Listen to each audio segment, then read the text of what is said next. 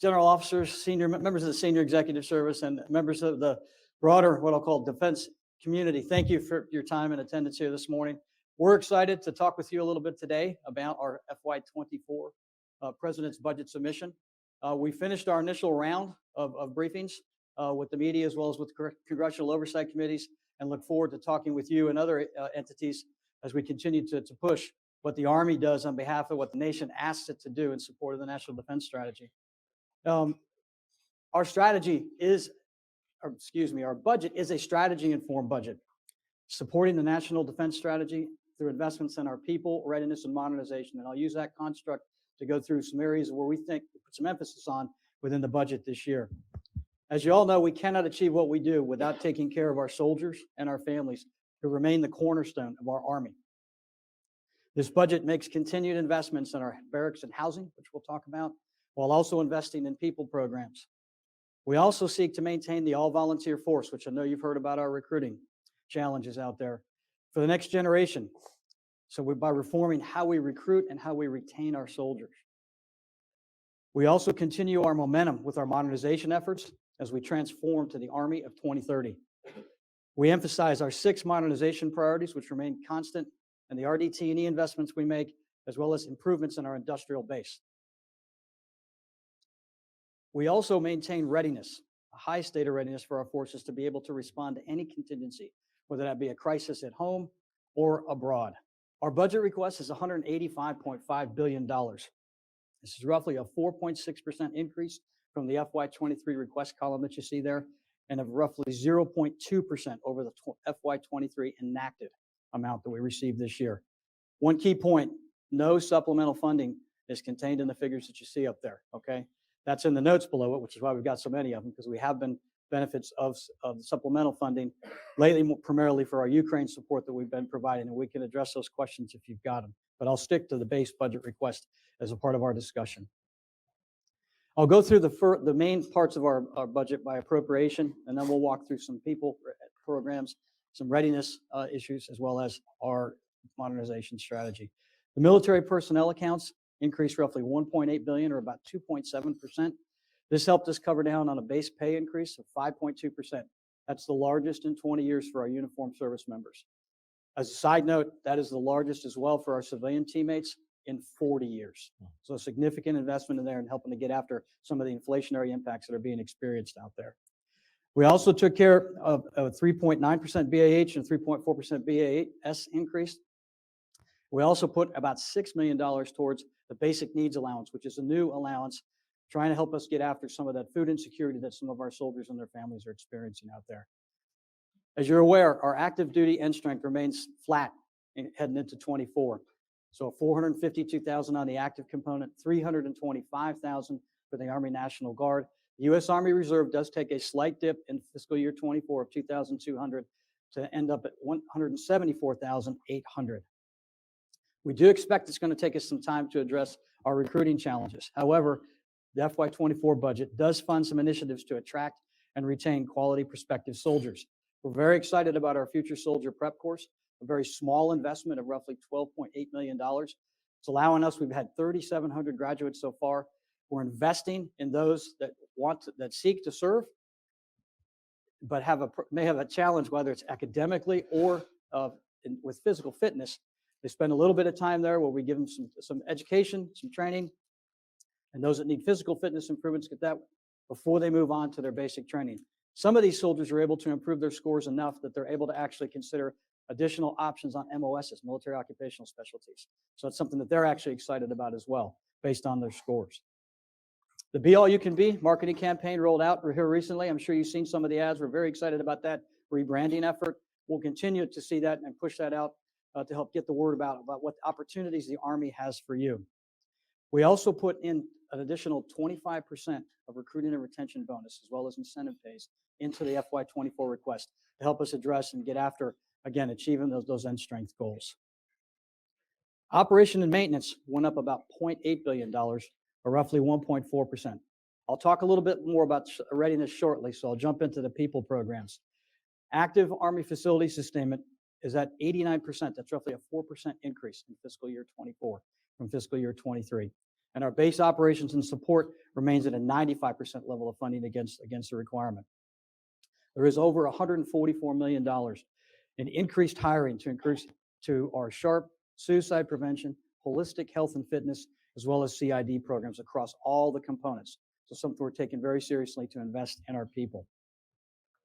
In procurement and RDT&E, we'll talk a little bit more about modernization as well. Those accounts do appear to go down. However, but when you remove one-time and congressional actions of roughly $5.8 billion from fiscal year 23, these accounts actually go up about 11% from the FY23 requested levels.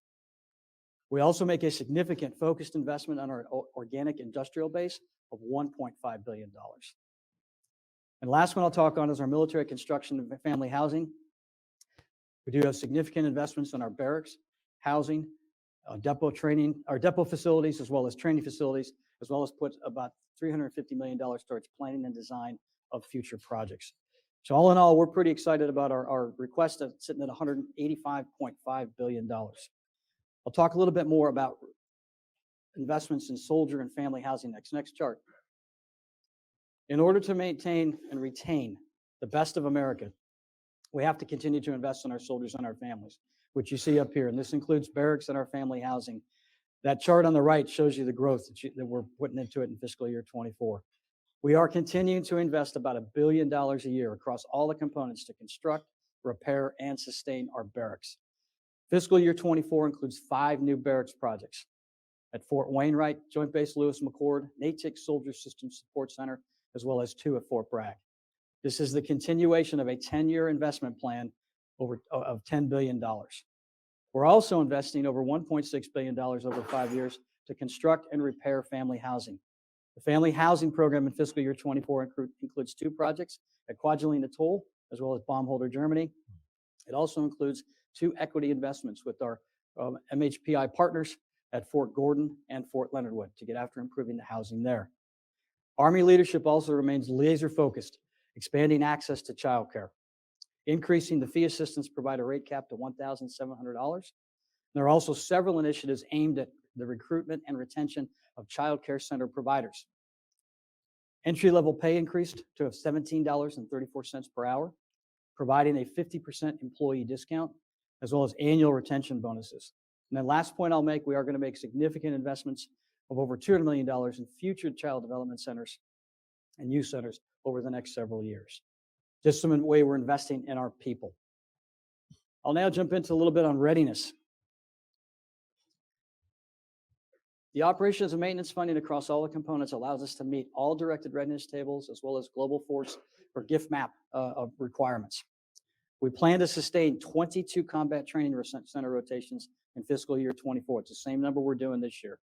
2 for the National Guard. The NTC rotation will be done by the 41st IBCT out of Oregon, and then the 32nd IBCT out of Wisconsin will head to JRTC. We're also conducting 2 exportable rotations, which we did this year for the first time in Alaska and Hawaii. Over 140,000 soldiers in FY24 will participate in our worldwide exercise program, supporting campaigning by training in over 115 exercises. It's about $900 million total, including 33 in the Pacific. That's more than any other combatant command area of operation. 9 of those 33 are linked together to what we call Pacific Pathways. The exercise investment's about $123 million, but when you expand all they're doing, it's about a total investment in fiscal year 24 of about $269 million. We will continue to implement our regionally aligned readiness and modernization program, which seeks to balance the building of readiness as well as the modernization of our formations and supports our transition to a division-centric Army.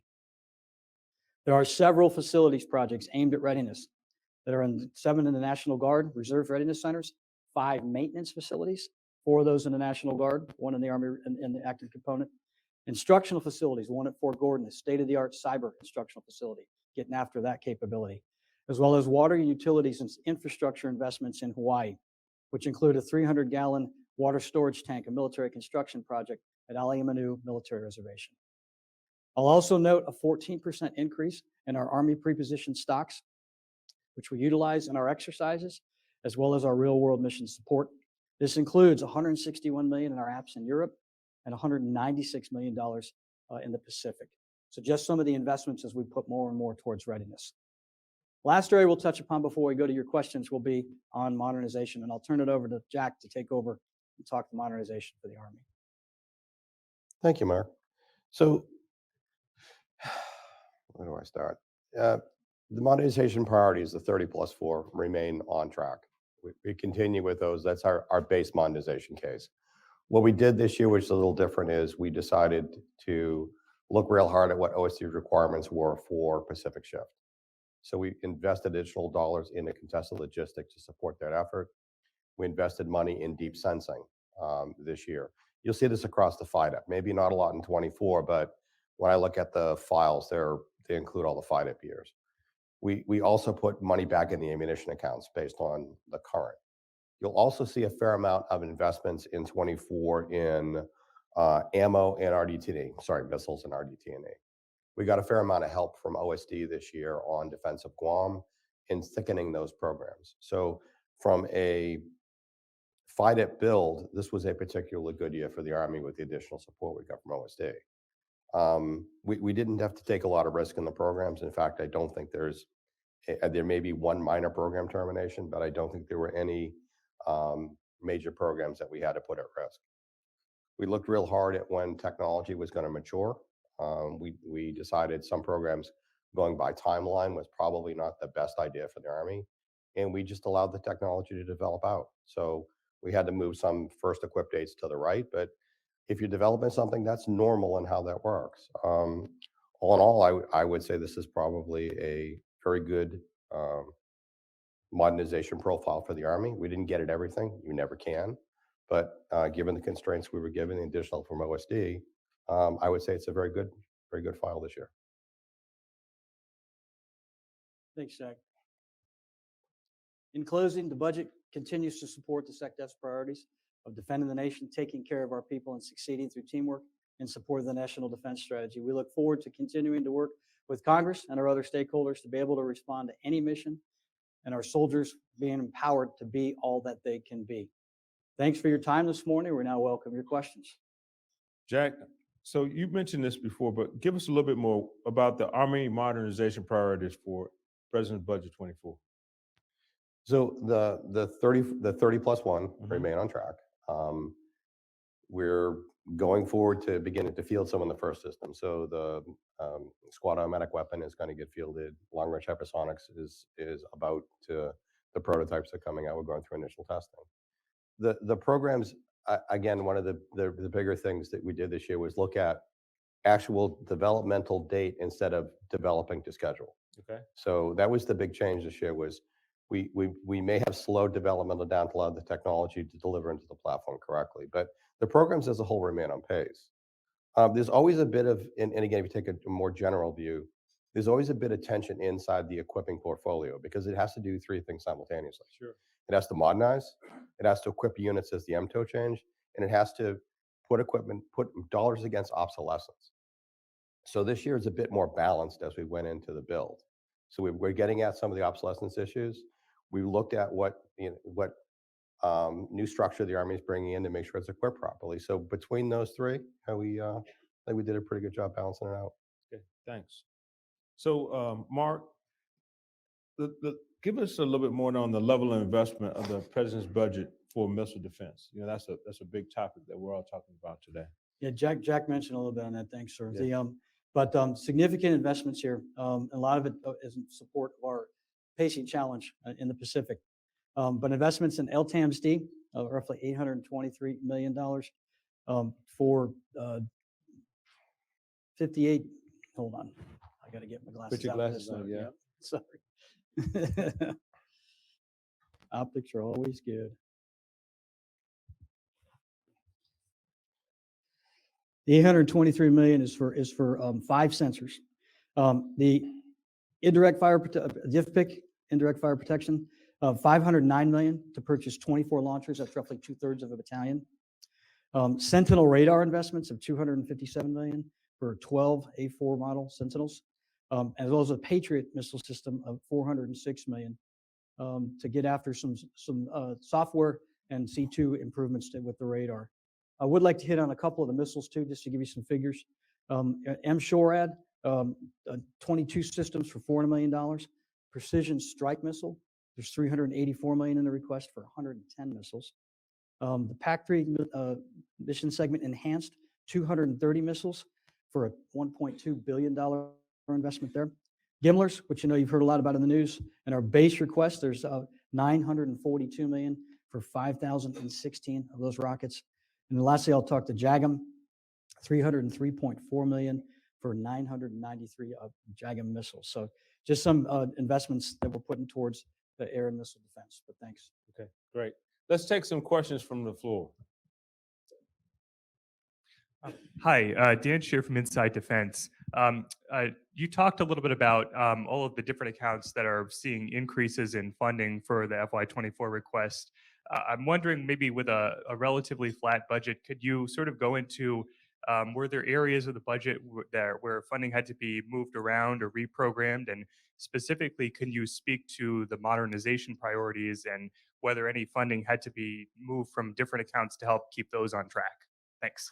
I'll start off and I'll let Jack tag on there. So yes, relatively flat budget, as you'll see there. That you saw, the 0.2% increase also represents about a negative 2.1% real growth rate for the Army.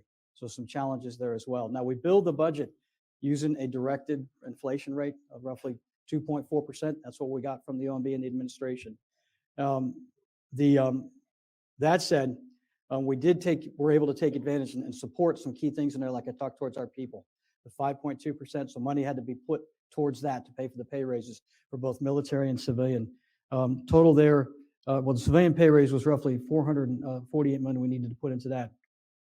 And the total for all of the rate increases for the military, between pay raises as well as the individual entitlements like the housing allowance and subsistence, about $1.2 billion there, the impacts of that tied to inflation. Additionally, we did put a little bit towards fuel, around 279 million to get after that aspect of our building readiness across our formation. So, but that is something that's kind of the impacts of what you describe as our flat budget. I'll let Jack jump in a little bit on the modernization aspects of that as well.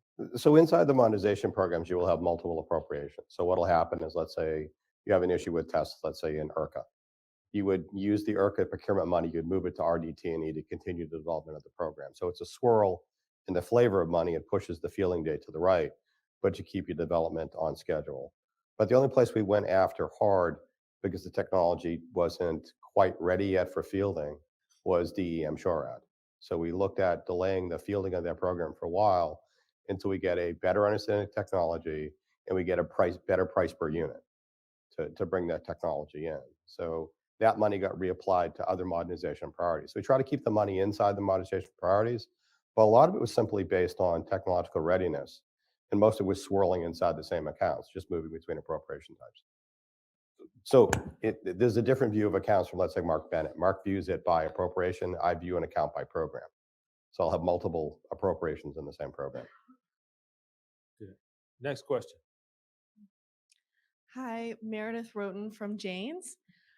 You mentioned earlier that there was not a lot of risk in the programs this year, and you maybe only had one minor program termination. So I was wondering if you could talk about why there was not a lot of risk and also what that minor program was. I can't remember what it was. I mean, that's how minor it was. Does that make any sense? I bet You got it? Okay. Yeah. It's tied to the with EMARS is a part of the component there. It's tied to the what's the aircraft? Guardrail program. Yes, exactly. And it's only $25 million. And that's what Jack's absolutely right, that relative to the total budget, that is a small amount. I still say it's still a lot of money. You've got to always remember that in our business. But yes, that was the termination program that Jack's thinking of. So what you try to do in a balanced approach, and again, if you look at, taking care of logistics in a Pacific shift, that contested logistic event, that's going to go put money in a lot of your base programs. So a lot of what you may have initially swirled out of modernization, you're now looking at, okay, given the outer years of the FYDP, how do I put investment back in that to satisfy that demand? So it's more or less of a rebalancing in the out years than anything else. 24 remains relatively constant. You don't change a lot in the budget year. You change more in the out years of the FYDP. I know that sounds like techno garble, but that's what I do. Next question. Yes, sir. My name's Bridget Newell. One of the things I've been noticing, I've been watching the congressional hearings, and one of the things that consistently comes up is the food insecurity that the soldiers are facing. You touched on briefly the increase in salaries or wages for the soldiers. Do you think that the increase that you've provided is going to be sufficient to combat some of the food insecurity issues that the soldiers are facing? It's something definitely the Army senior leadership as well as the DoD senior leadership is well aware of and trying to address. That's what you saw, that working with the Congress on the basic needs allowance that I mentioned earlier, another area there. I've seen the statistics out there, obviously very concerning. And what we're trying to do, I think leader awareness too is something else that's going to help us with this and helping educating our new and young soldiers. That's primarily the audience that we're seeing a lot of this food insecurity and out there. So, but those are areas I think with leader attention, as well as the focus on it, we're going to first be able to identify it and then work to get after it. Another area that DoD really pushed hard too is also to invest enough in the commissary benefit to make it a 25% savings for our soldiers and their families out there. So that's another way we're trying to help with that food insecurity issue. But thanks for asking as a part of taking care of our people. Next question. Hey, good morning, gentlemen. Thank you for joining us today. Scott Estes from Teledyne FLIR. I think this is for Mr. Daniels because I'd like to hear the techno-babble. In terms of modernization, looking to what's going on with Ukraine and Russia right now, how did our lessons learned, if any so far, affect where the Army is heading in terms of modernization and the fight out? Thank you. That's a great question. I don't think it's so much as modernization as it's a question of where we sit with our industrial base right now. So it is, how do you handle short-term surge capacity that comes out of left field? And we've been able to address the organic industrial base through additional supplementals and investment in the FIDO. And I think that needs to be a government investment. Frankly, you can't have industry invest in additional facilities at risk. So the government is going to have to come in and do that. And if you look at some of the supplemental and tranche allocations of funds, we've gone in and bought additional machines to increase production rates. So I think the government is going to have to look long-term over the FIDEP. What standby capacity we need for surge production. Now, we've got a fair amount of money right now, about $1.2 billion additional flowing into the organic industrial base for improvements of the ammo plants, the arsenals, and the depots. We've got about 1.5-ish in supplemental and tranche dollars. So a little over $2 billion actually in supplemental as well as tranche funding. Yes. Flowing against mostly the ammo base to up ramp production of 155 shells. So I think the government has to look long term. What capacity do we need to be able to ramp up very, very quickly to meet demand? And I think that's going to be a problem the building needs to wrestle with over the next couple of years. So that's my lesson learned. There's a great technology out there. It's you have to be able to turn production ramps up very, very quickly to meet demand. I'll jump in and give you a little more details too. In addition to the $2 billion you mentioned in the supplemental, as well as the replenishment funding that we've received, the budget, as I mentioned, $1.5 billion total. That's roughly $116 million in production-based support towards the Abrams program, $729 million in the ammunition production base, an additional $311 million in operations and maintenance that's going to be put towards our ammunition facilities improvements as well, and another $322 million in military construction and our depot and maintenance facilities. So for a grand total there of $1.5 billion in our request. Congress has been very supportive and aware of this issue. I know we've talked with them quite a bit about it. I do expect it'll be a topic you'll hear about as today as Secretary of Defense and the Chairman begin their posture hearings as well. As this is something I believe that, as Jack mentioned, the nation does need to address. Where Congress has been supportive with it, we look forward to continuing to work with them on it. So if you look in the budget, you will see a blend line that's a WTCV PIF line. This is real techno geek stuff. That allows the PM to put money against facilitization at those GOCOs that he's producing at. It's been very helpful for the upgrades of Waterville, which I think we just got slightly ahead of the curve on that. And we've been steadily fixing Lima for any future decision on tank production. Next question. Good morning, J.R. Dymel. I'm with the Spectrum Group. Another question about Defense Industrial Base, Organic Defense Industrial Base. When we look at the specific funding for rehab and modernization of the Organic Industrial Base, right now in this year's request, funds are exclusively designated for GOCO activities. And some of my colleagues are curious to know if there are plans for funding of GOGO activities like McAllister and Crane Army ammunition activities. I thought they were GoCos. McAllister and Trent. The Go-Go's? McAllister is a Go-Go? McAllister's the lap plant, correct? So that is being run by, okay. Well, the Go-Go's fall in the same line. I'm pretty sure he put some money against McAllister for lap. So when you see the P forms, there will be a by project list of each location that's in there. You kind of threw me, but if we're going to do modernization against the non-organic industrial base, it's buried inside the actual programming lines. So but that has to be worked out between the PM and the manufacturer about a rate increase and how much they're going to bear versus how much the government's going to bear. Right now, the only place those exist are inside the supplemental. Next question. Good morning, gentlemen. Mark Holland with Association United States Army. As you know, AUSA is very proud to be on the Hill advocating for the Army of Congress to support the Army's budget. And our number one recommendation of this year and every year is always to please pass the NDA and the appropriations in time for the new fiscal year.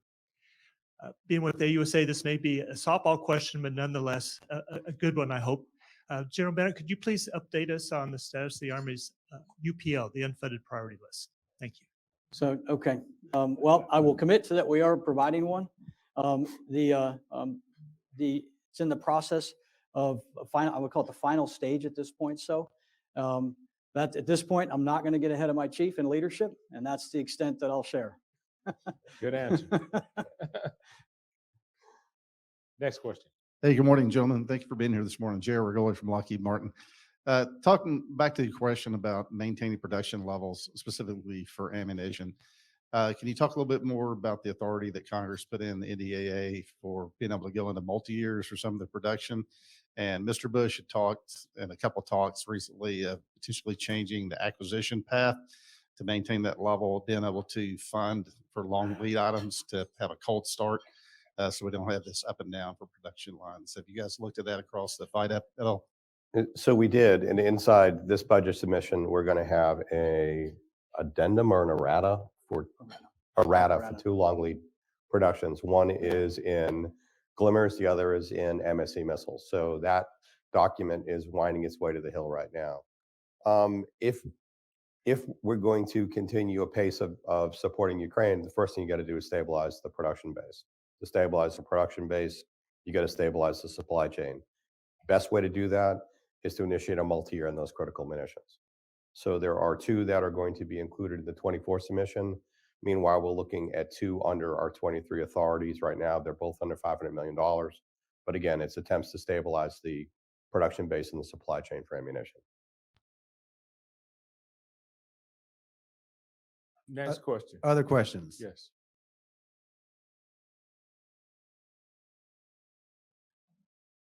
So as they're looking, let me ask you this question. If there's no other, we'll make this the last one.